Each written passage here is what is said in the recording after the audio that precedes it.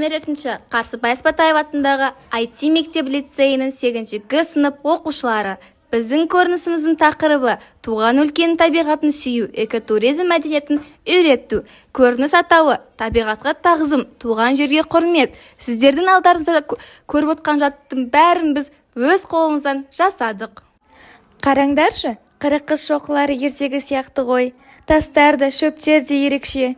Аңыз бойынша бұл жерде 40 қыз жауға қарсы тұрыпты.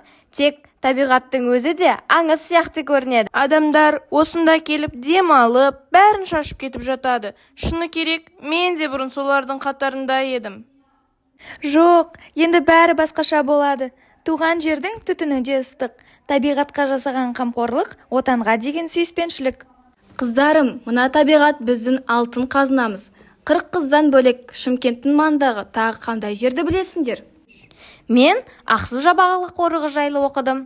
Қазақстандағы ең алғашқы қорық екен ғой.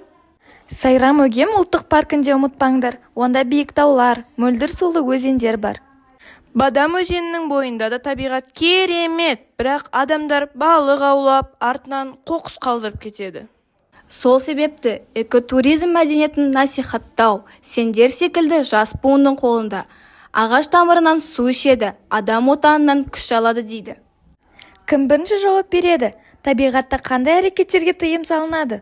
Қоқыс тастауға, от жағуға, өсімдікті жұлуға болмайды.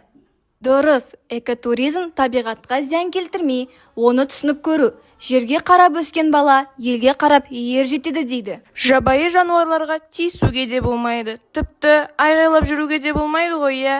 Біз енді қоқыс тастамауға, ағашты сындырмауға, су мен жерді аялауға ант етеміз.